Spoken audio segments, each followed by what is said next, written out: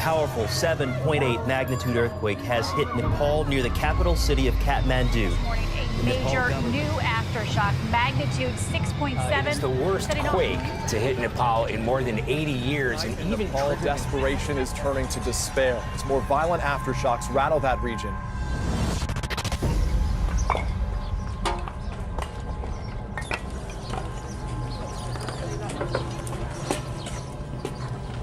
In the midday of Saturday, literally, we felt the earth shaking. So if we felt it in Delhi, I can't imagine how bad it was here in Kathmandu.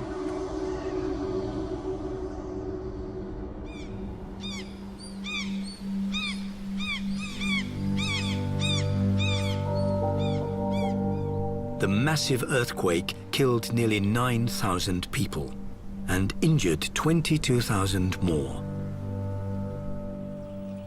In just a few moments, hundreds of thousands of people had become homeless. The world mobilized to help. And among the first to arrive in Nepal were doctors from the Israel Defense Forces, or IDF.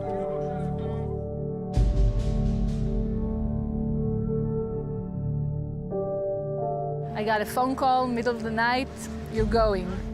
We are now in Gangabu district inside the city of Kathmandu, which is one of the worst areas hit by the earthquake on last Saturday. As you can see here, the devastation is just enormous, and the recovery process will take a long time. Within 96 hours after the earthquake, we already have a field hospital here, fully operational.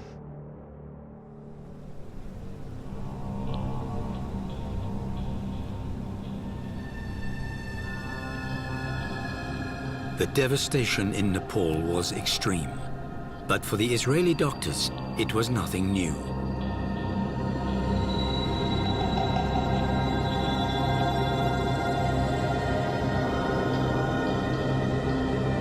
A major disaster may be unfolding right now in Haiti, hit today by a powerful earthquake. It is hard to imagine a country less able to cope with a devastating earthquake. This earthquake could rival some of the worst calamities ever to afflict the Earth. When a catastrophic earthquake devastated Haiti in 2010, more than 200 IDF volunteers arrived in Port-au-Prince to help. In less than 12 hours, they built a hospital on this soccer field. And over the next 2 weeks, they treated more than 1,000 patients. The dedication and efficiency of the Israeli army doctors caught the attention of the worldwide media. One unit has become legendary, the Israeli medical unit. As you walk through this campus, it has military precision. You see a pediatric ward, you see a maternity ward, a newborn intensive care unit. I've been here since Thursday. No one except the Israeli hospital has taken any of our patients. I'm just amazed. I'm just amazed at what's here. This is like another world compared to the other hospital. My God, they have machines here. They have actual operating rooms, and it's just amazing. 3 years later, the IDF repeated their success halfway around the world when the most powerful typhoon in modern history slammed into the Philippines.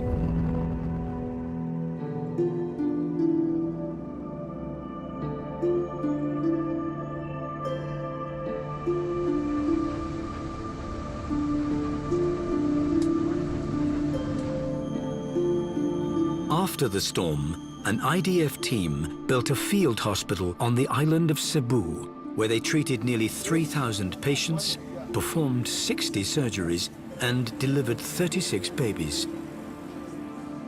The very first one was born prematurely and weighed just under 5 pounds. His parents named him Israel. This is not the first time. We are also very experienced, and we're interested in doing it because this is our nature as a country. This is a tradition in Israel. Every time, anywhere in the world, something like this happens, earthquakes or a tsunami, or when people need us, then we have this thing that we volunteer and we come and help. 2 years later, in Nepal, the IDF once again led the world's first responders. Within 4 days of the earthquake, they were running this hospital in a field outside Kathmandu. What you see is actually a full-fledged field hospital, but one which is capable of giving operations in every form, shape or size. And we will be treating tens of thousands of Nepalese wounded in the next 3-4 weeks or whatever, however long it takes until the amount of wounded subsides and they are back into real life. We brought the best equipment that we can, the best people that we can, and we try to do it as fast as possible. We know that every minute counts to save life. Imaging, laboratories, taking care of kids, taking care of new babies and newborn, of course, operations, everything that you see in a hospital, we have over here. The IDF's medical team included 45 doctors and 29 nurses, all of them volunteers. Right after the earthquake, we immediately call and say, we want to go. Even before the government decides that they send us, all the volunteers are jumping. I have small children. My kids are 9, 7, and 3 years old. And of course, the little one, she doesn't understand where I am. I miss them a lot. I have a good husband and he helps me a lot. People fight to come here because it brings out the best in human beings. And everyone here are showing their best side of the personality. So it's a pleasure.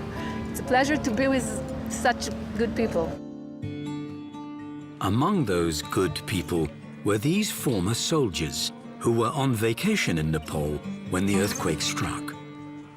The day after the earthquake, we heard that there was a base here, and we want to help, of course, so we came with a taxi by ourselves, and we came here to help.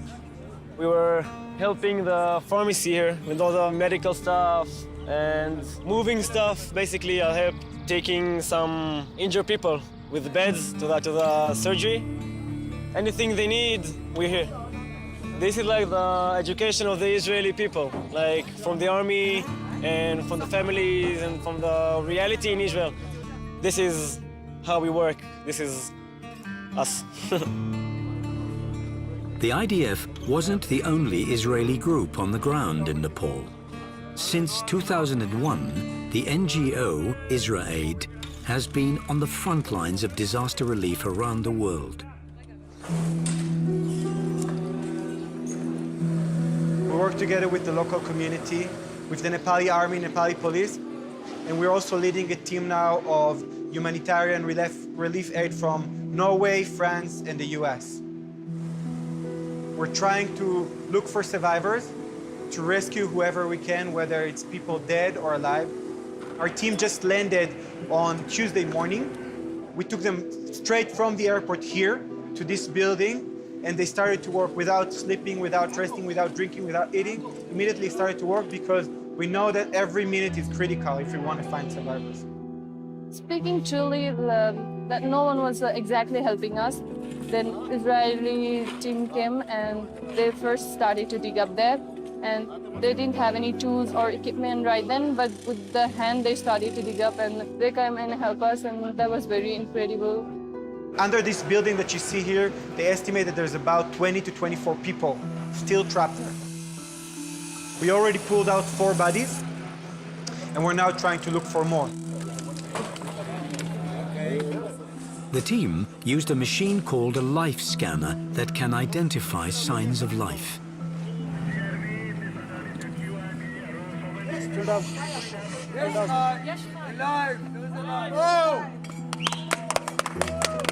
The cleaning lady of this house, she in the stairway somewhere, and she is alive.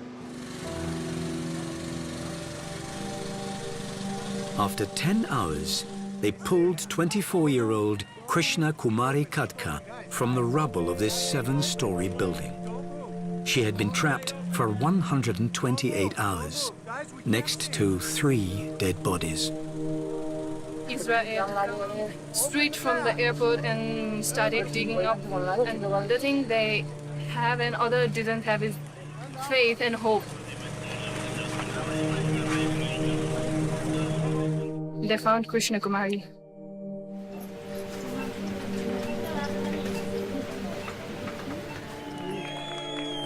For Israel Aid, the dramatic rescue was just the beginning of an ongoing mission in Nepal.